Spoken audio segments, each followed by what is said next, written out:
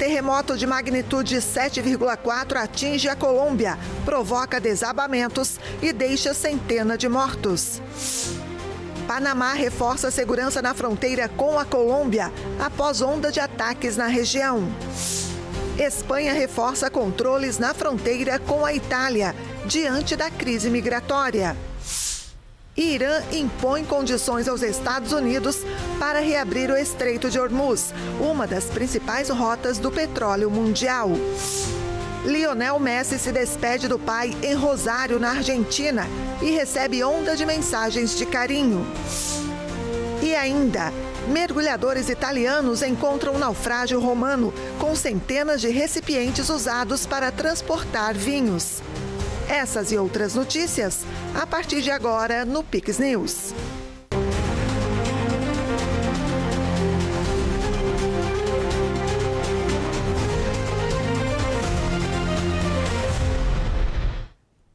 Olá, sejam todos bem-vindos ao Pix News desta segunda-feira, dia 10 de agosto. Agora no horário de Brasília, 8h08.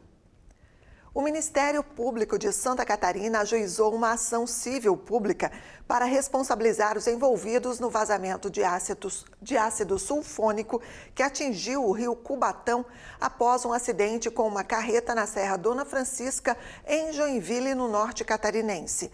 A promotoria pede indenizações que podem ultrapassar 5 milhões de reais. A manhã de 29 de janeiro de 2024 ficou marcada como um dos maiores acidentes ambientais registrados na Serra Dona Francisca, em Joinville. Um caminhão que transportava 115 tambores de ácido sulfônico perdeu o controle na SC 418, colidiu com um automóvel e, na sequência, atingiu um barranco, provocando o derramamento de parte da carga química. O produto atingiu o Rio Seco, afluente do rio Cubatão, principal manancial responsável pelo abastecimento de água de grande parte da população de Joinville.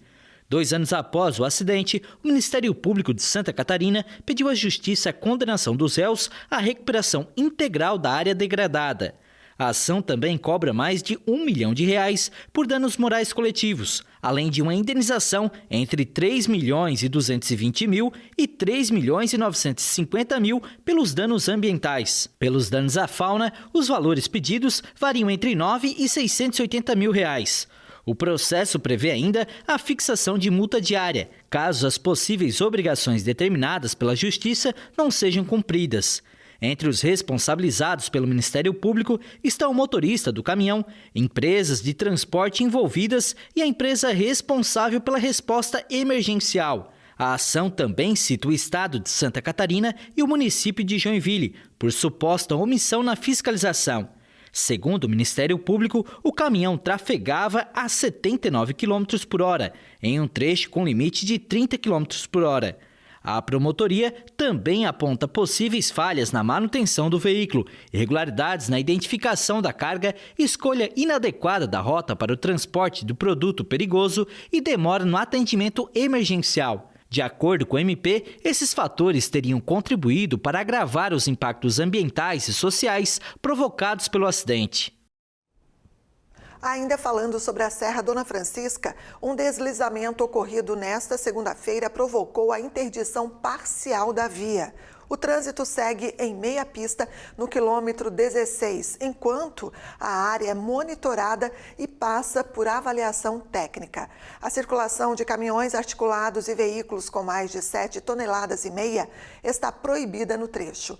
Um engenheiro geotécnico deve avaliar a encosta para então definir as medidas necessárias à execução das obras de contenção. Agora, mudando de assunto, a semana começou fria e com tempo firme em grande parte de Santa Catarina. Mas o cenário muda já a partir desta terça, com chuva forte prevista para todo o estado. As temperaturas aumentam de forma gradativa ao longo da semana, mas para esta terça ainda tem previsão de temperaturas máximas, atingindo aí os 15 graus na maioria das regiões de Santa Catarina. Os detalhes com a meteorologista Nicole Reis. E a instabilidade aqui no estado retorna a partir desta terça-feira. Mas é na quinta que os temporais ganham força com a aproximação de uma frente fria. E há condições, então, para queda de granizo e rajadas de vento e chuva pontualmente intensa em todas as regiões, aumentando riscos para alagamentos, danos na rede elétrica e destelhamentos. Diante desse cenário, é muito importante acompanhar as atualizações dos avisos e alertas da Defesa Civil nos canais oficiais. E para receber os alertas no seu celular, envie uma mensagem de texto para 40199 com o número do seu CEP.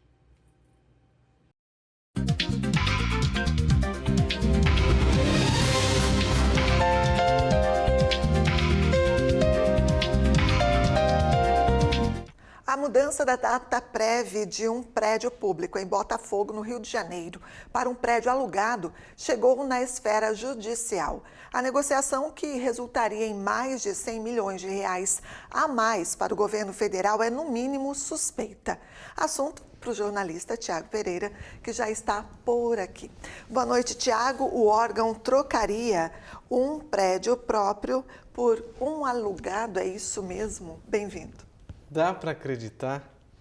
Trocar algo que você só tenha despesa administrativa, despesa predial, para algo que você vai pagar aluguel e ainda em 10 anos é o dobro do valor do imóvel? Só o governo para fazer uma negociação dessa, porque na iniciativa privada ou nenhum particular faria um absurdo desse. Perder dinheiro, rasgar dinheiro. Mas como no órgão público o dinheiro não é deles, o dinheiro é meu, é teu, é nosso, como eu sempre falo, é meu, é teu, é nosso, aí eles rasgam. Boa noite para você oficialmente, boa semana, né? Boa noite, esperamos. E para todos vocês aí, nossa audiência qualificada. Bom, o assunto ganhou destaque após a Rádio Band News FM do Rio de Janeiro ter recebido de uma funcionária da própria Dataprev que o prédio que pertence à União e é ocupado pela estatal de tecnologia estaria à venda, sem nenhum alarde. A equipe de jornalismo do Grupo Bandeirantes só teve acesso à negociação por meio da Lei de Acesso à Informação. Aqui eu vou abrir um parênteses, tá? Essa lei é quando as informações não estão nos sites oficiais dos órgãos públicos. E aí nós, enquanto imprensa, temos o dever de, por meio dessa lei, fazer o protocolo e aí só depois desse protocolo é que o órgão ao qual a gente provoca nos envia a informação. Isso quer dizer que a venda, toda a negociação desse imóvel estava em sigilo. Ué, mas as ações do governo, vocês vão me perguntar, né? Não são públicas? Não existe a tal da transparência? Pois é, isso é prova de que nem sempre há essa transparência e há sim muitas exceções. Com as informações, a equipe da Band questionou a viabilidade financeira da operação, já que o prédio estaria avaliado em 100 milhões de reais, por um custo de aluguel, ou seja, trocando para um aluguel, de 200 milhões em 10 anos. Aqui mais um parênteses. O prédio está avaliado em 100 milhões, mas não quer dizer que tem comprador. Ou se é que já não teria um comprador, porque as informações são obscuras. Inclusive, durante essa apuração, a assessoria da Dataprev parou de responder à equipe de reportagem. Agora, após o caso vir a público por meio da imprensa, a Justiça passou a cobrar dados sobre essa negociação. Um caso, gente, que parece simples, mas nos leva a questionar quantos casos como esse acontecem Brasil afora. E sem o olhar da imprensa e, consequentemente, da Justiça, possam ser consumados, jogando, como eu falei, literalmente pelo ralo dinheiro público. E, além disso, rasgando o dinheiro dele, daquele sofredor, daquele que trabalha 5 meses para manter toda a estrutura. o pagador de impostos. É verdade, nós, como você falou anteriormente, né? Tiago, agora mudando um pouquinho de assunto, vamos adentrar aí nas eleições 2026, Bora. né? Contagem regressiva, os quente. burburinhos já começaram, tá quentíssimo o negócio, né? Começaram, inclusive, os debates ainda no âmbito para os governos estaduais e alguns candidatos não compareceram.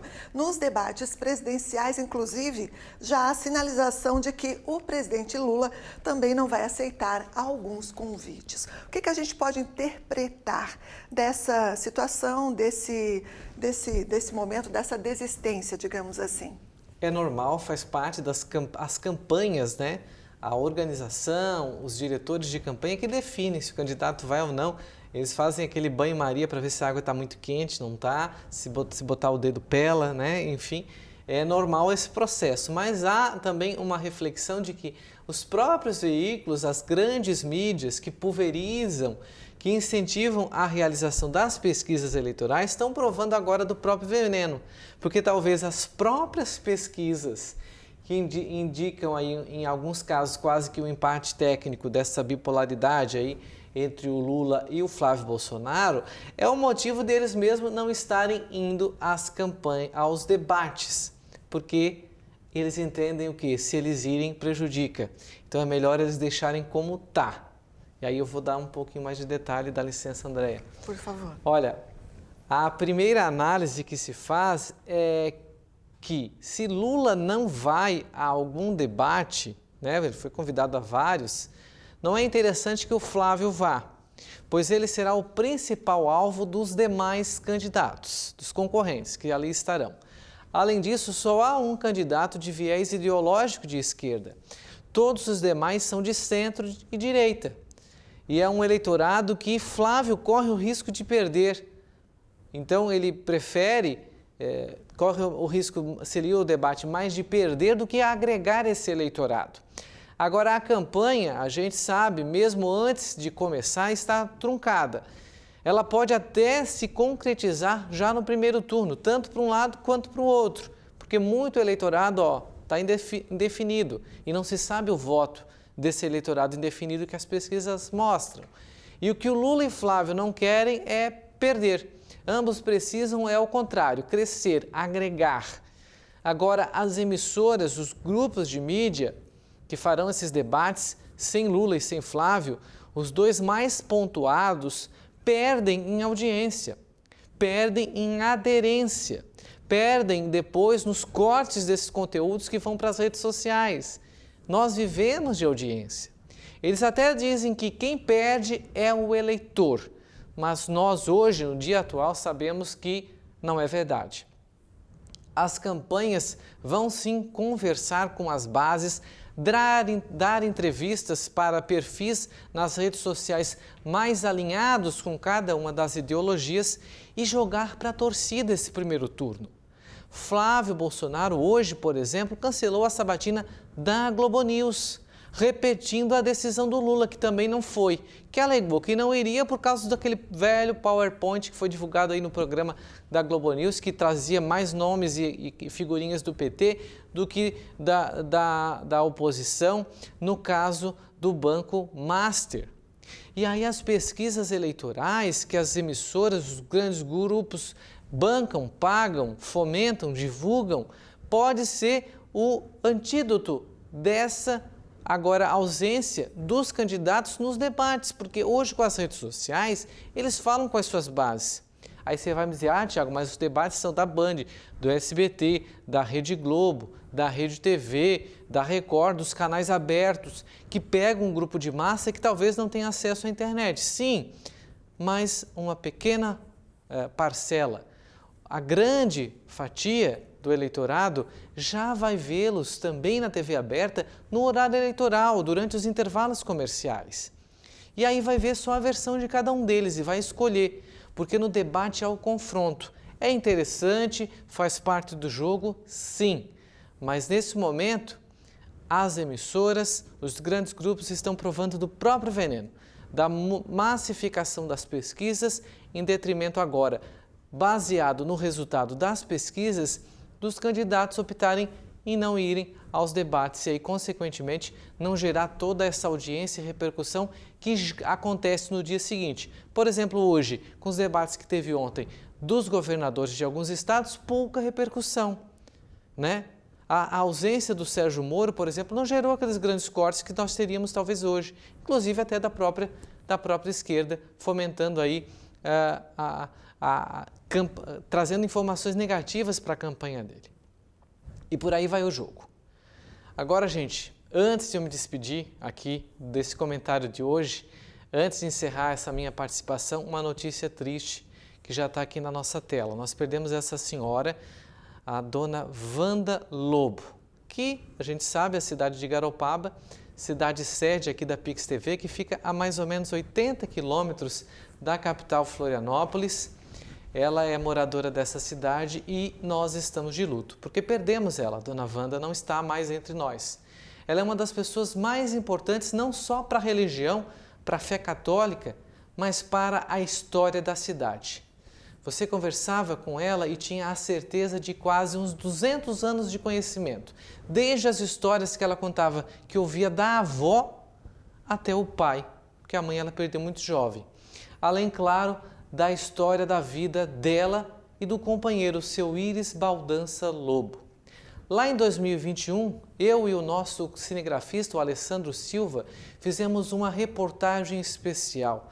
A dona Wanda estava lançando o livro História de uma Vida, o nome perfeito. Desconfiada, como toda boa açoriana, primeiro ela queria saber de quem eu era filho e quem eram os meus avós. Pronto! Depois dessa barreira quebrada, depois de saber as minhas origens, conversamos por horas. Foi uma tarde longa. O resultado, uma reportagem de 10 minutos contando, claro, uma pequena parte da história de uma vida que perdurou o século passado e presenciou, gente, um quarto desse século. Isso é muito grandioso. Dona Wanda sempre será lembrada pela sua gentileza, pelo conhecimento, pelos ensinamentos e pela bondade. Descanse em paz e os nossos sentimentos a todos os familiares. E a reportagem completa, essa que eu falei lá de 2021, sobre a vida, uma pequena parcela da vida da dona Wanda, no nosso site pixtv.com.br. André, audiência, a todos, uma boa noite, né? E novamente os nossos abraços, os nossos sentimentos aos amigos também, aos familiares e a toda a comunidade de Garopaba, cidade sede aqui da Pix TV. A família Lobo, André, audiência, um pequeno parêntese aqui, ela foi pioneira na cidade. Primeiro hotel, um dos primeiros supermercados secos e molhados, primeiro posto de combustível, e a dona Wanda, como a matriarca da família, a dona de casa, segurou toda essa família, que foi uma família muito próspera na cidade, trouxe todos esses empreendimentos e sempre também junto da comunidade, junto da Igreja Católica, a qual ela era uma grande participante, devota, né? Foi catequista, foi ministra da Eucaristia, enfim. E assim a gente se despede da dona Wanda nesta segunda-feira. A cidade certamente está de luto. É isso aí, nossos sentimentos aos amigos, familiares da dona Wanda Lobo, que vai deixar saudade, fez história na cidade e deixou registrado também no livro, né, no qual você reporta muito bem na matéria que está lá no nosso site pixtv.com.br. História de uma Vida. Obrigada, Tiago. Boa semana. Para nós. Agora, intervalo, e você vai ver a seguir. Terremoto atinge a Colômbia e deixa mais de 110 mortos. Espanha reforça controles na fronteira com a Itália diante da crise migratória. E ainda, mergulhadores italianos encontram um naufrágio romano com centenas de recipientes usados para transportar vinhos. É depois do intervalo, portanto, voltamos em instantes.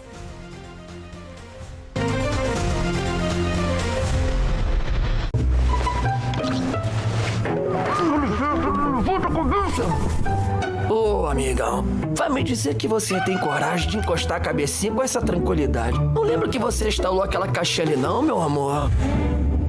Pode até parecer que você comprou em site confiável, Mas ó, não é legalizado, né? Tá tranquilo ainda de encostar a cabeça no travesseiro? Deitar com a cabeça tranquila é bom demais. Pirataria não é legal. Somos uma indústria que aquece a economia brasileira em mais de 400 bilhões de reais. Somos um setor que gera 430 mil empregos. Cada real investido aqui gera mais de R$8 na economia nacional. Uma atividade do nosso país que é admirada no mundo todo pela sua criatividade. Nossa indústria se chama Publicidade Brasileira. Publicidade Brasileira, a indústria que movimenta todas as outras indústrias.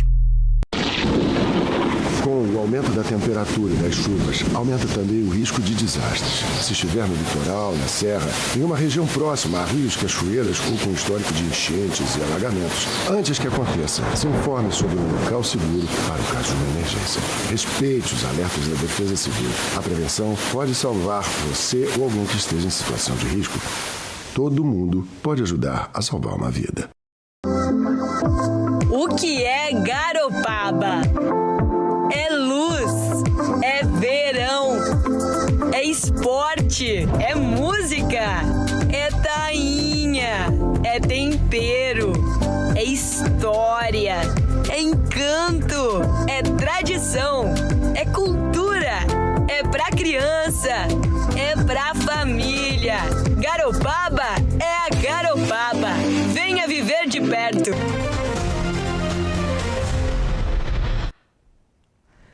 Estamos de volta com Pix News, agora 8h28.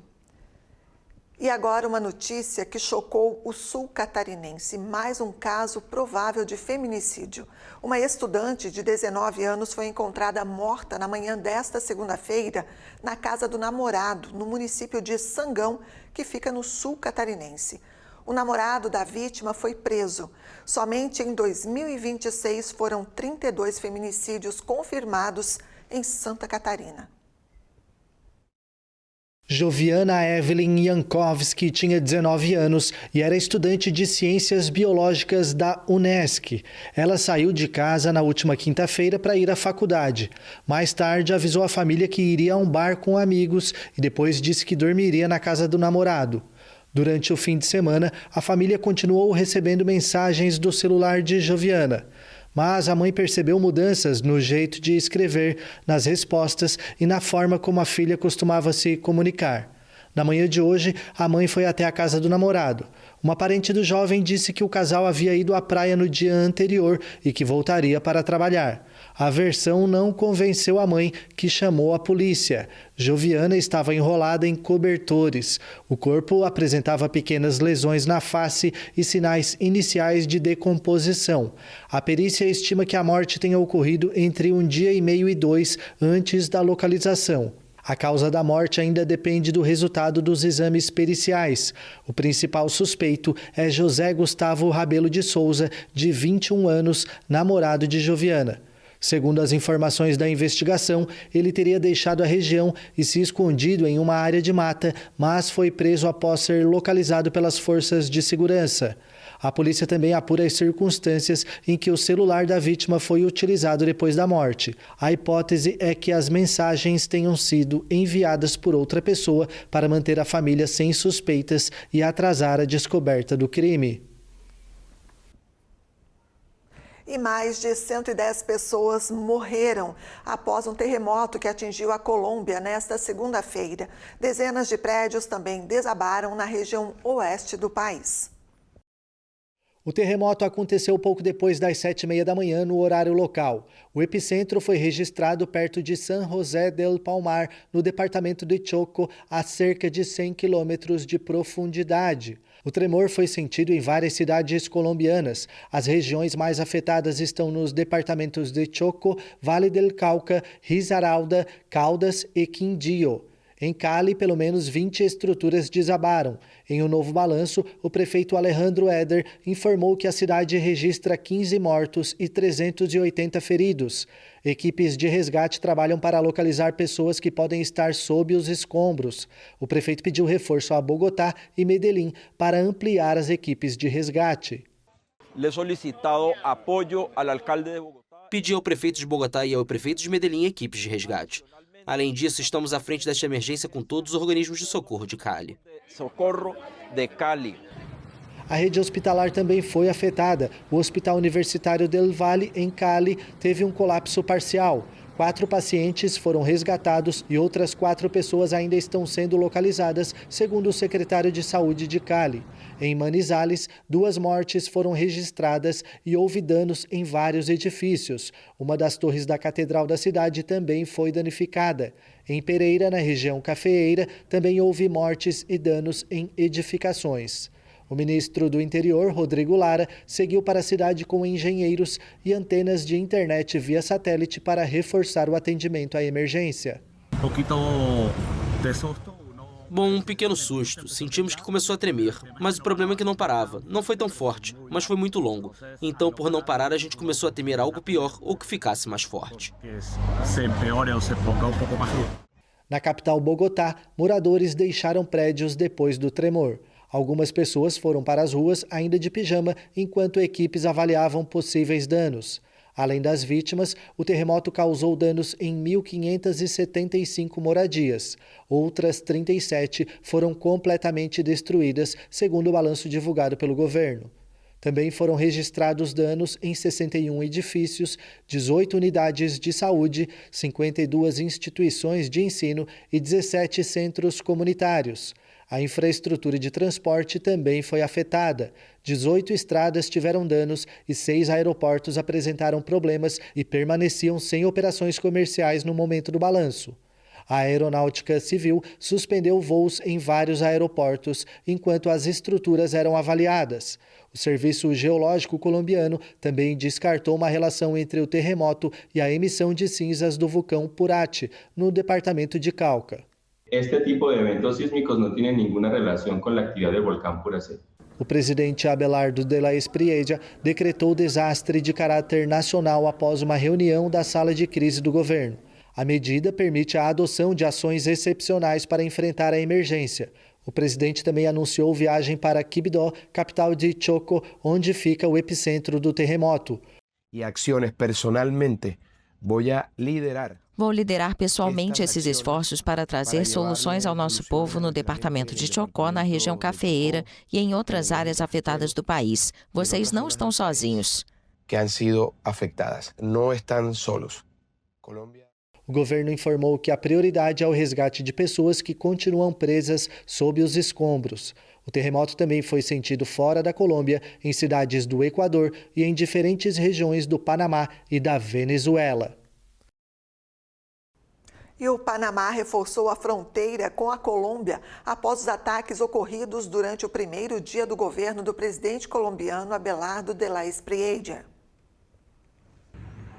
O Ministério da Segurança do país informou que a operação busca fortalecer a presença do Estado em áreas estratégicas para a segurança nacional e garantir o cumprimento da lei contra qualquer ameaça que possa colocar em risco a segurança e a paz da população.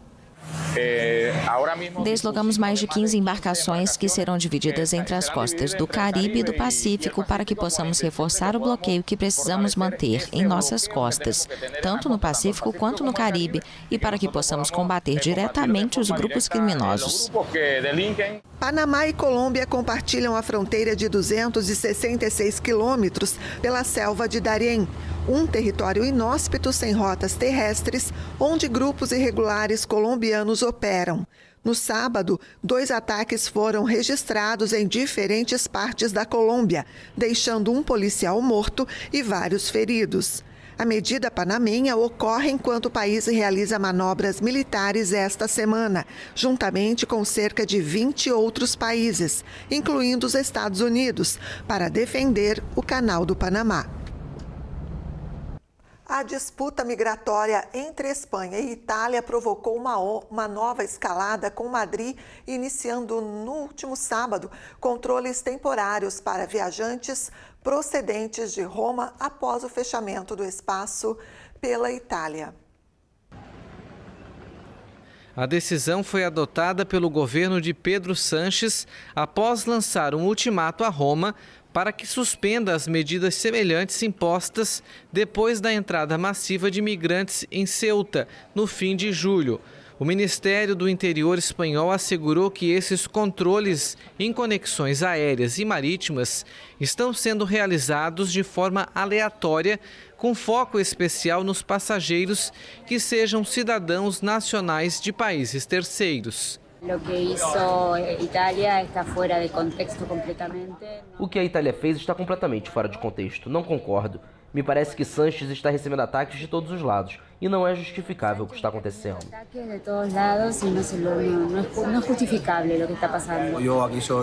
Eu vivo na Espanha, sou espanhol e entendo a medida que a Itália impôs à Espanha. Mas me parece absurdo e um pouco de birra de criança pequena o que a Espanha fez com a Itália. As autoridades espanholas justificaram a medida pela persistente pressão migratória irregular enfrentada pela Itália, para onde chegam todos os anos milhares de imigrantes por via marítima. Roma fechou temporariamente à Espanha o espaço Schengen, a área de livre circulação da União Europeia, após a chegada de cerca de 72 mil migrantes ao enclave espanhol no norte da África, vindos do vizinho Marrocos. O governo italiano argumentou, então, a medida como uma decisão necessária para proteger a segurança dos cidadãos e defender as fronteiras da Europa. Na sexta-feira, após a ameaça de Madrid, o gabinete da primeira-ministra Giorgia Meloni afirmou que a Itália não aceita ultimatos e que não tinha intenção de rever a decisão antes de 15 de agosto. E a Europa Ocidental registrou um recorde de calor em junho e julho.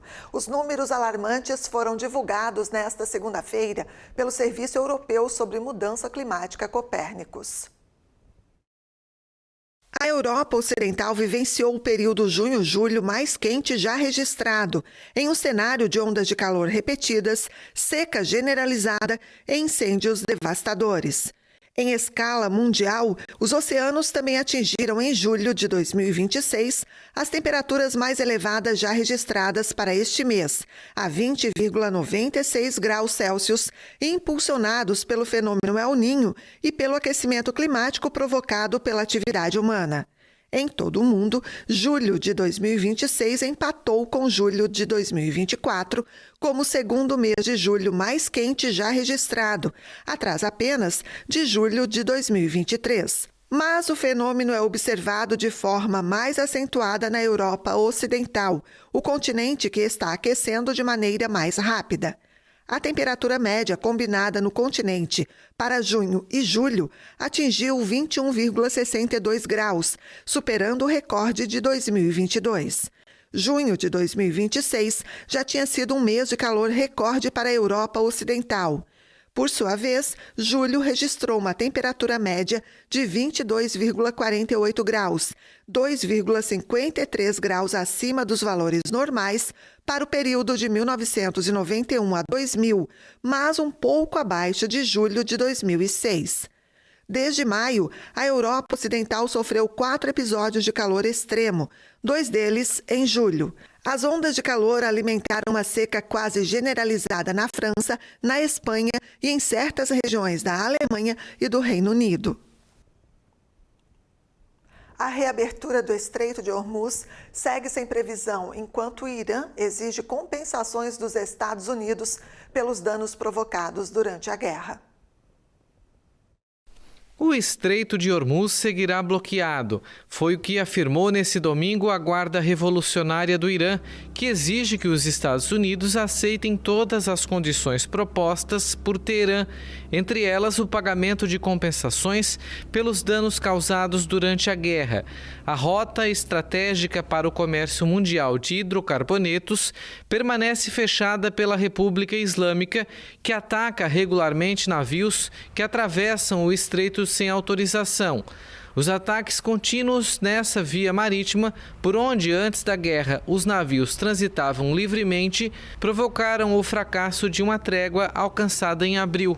Os mediadores pedem que ambas as partes retomem termos de um memorando assinado em junho que estabelecia um acordo para abrir negociações de paz. A chancelaria iraniana afirmou que as conversas sobre o trânsito e a gestão do Estreito de Hormuz estão se aproximando da etapa final com Omã, localizado na margem oposta do estreito. No entanto, a diplomacia de Teherã advertiu que a reabertura da estratégica via marítima continua condicionada ao cumprimento de outras exigências e ao pagamento de compensações. Também negou nesse domingo que o Irã esteja negociando diretamente com os Estados Unidos e assegurou que ambas as partes se limitam a trocar mensagens por meio de intermediários. A morte de Jorge Messi encerra a trajetória de um dos principais responsáveis pela carreira do craque argentino. O pai de Lionel Messi foi o agente desde o início da carreira e acompanhou de perto a ascensão do filho ao futebol mundial. Lionel Messi se despediu do pai neste domingo. O astro argentino do futebol viajou à cidade natal de Rosário para dar o último adeus a Jorge Messi, enterrado em uma cerimônia íntima. O velório transcorreu sob o máximo sigilo em meio a um forte esquema de segurança. Nas imediações do cemitério se reuniu um pequeno grupo de pessoas, entre jornalistas, policiais e fãs, muitos dos quais levaram presentes para se despedir do homem que teve um papel central na carreira do campeão mundial, como pai e como agente. É o melhor jogador do mundo, a melhor pessoa do mundo. É o melhor jogador do mundo, a melhor pessoa do mundo. E é tudo graças ao pai dele, à família dele, porque o pai foi o grande pilar dele. Tudo que vem do pai dele nos deixa tristes. Tristes. É como se fosse um familiar nosso. Que nos deixa tristeza. É como se fosse um familiar nosso. Me cayó mal, como todos os argentinos que... Eu não recebi bem, como todos os argentinos que amamos o Messi. Fiquei muito triste pelo Messi, por todo o entorno do Messi. Nós amamos o Messi aqui na Argentina como... Vem Maradona e o Messi. A família não revelou a causa da morte, mas o jornal Clarín indicou que Jorge Messi enfrentava um câncer há meses. O sofrimento veio à tona durante a Copa do Mundo de 2026, quando o camisa 10 desabou em lágrimas após um gol contra a Argélia, choro que a imprensa local associou ao estado de saúde do pai. Depois deste episódio, a família confirmou que Jorge estava sob acompanhamento médico, sem dar mais detalhes. Ao término da Copa do Mundo, o craque do Inter Miami viajou a Rosário para visitá-lo. A Organização Mundial da Saúde informou nesta segunda que quase 2.000 pessoas morreram e 4.000 foram infectadas na atual epidemia de ebola na República Democrática do Congo. A OMS afirma que o surto é diferente dos anteriores devido à falta de vacinas e terapias específicas e à dificuldade de acesso às áreas afetadas. A entidade também avalia testar a vacina Ervebo, uma única aprovada contra o ebola, para verificar se ela pode proteger contra a variante Pandibúdio, responsável pela epidemia atual. Mergulhadores italianos encontraram um navio romano naufragado há mais de 2.000 anos em uma importante descoberta arqueológica. O naufrágio continha centenas de ânforas em excelente estado de conservação, provavelmente usadas para transportar vinho. O ministro da Cultura italiano, Alessandro Giuli, descreveu o naufrágio como uma das descobertas arqueológicas subaquáticas mais importantes dos últimos anos. O naufrágio foi localizado a 5 quilômetros da costa de Mazara del Vallo, na Sicília. Os mergulhadores da Unidade de Proteção do Patrimônio Cultural da Polícia de Palermo localizaram o navio a uma profundidade de 46 metros após receberem o alerta de pescadores. Em uma publicação no Instagram, o pescador submarino Giacomo De Mola relatou como encontrou o navio por acaso. Ele disse que a visibilidade não era boa e que o coração parou quando ele se aproximou e viu uma imensa superfície coberta de ânforas.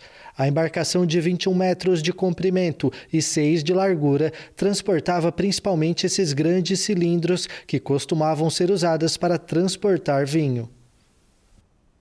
E o Piques News fica por aqui. Nossas reportagens e esta edição completa você pode rever no nosso canal no YouTube. É só procurar Piques News HD. Curta e compartilhe os nossos conteúdos. Mais notícias também no nosso site, QR Code na tela. Fique agora com o CinePix e a gente se encontra amanhã. Até lá. Pix TV, conectando você ao melhor conteúdo todo dia.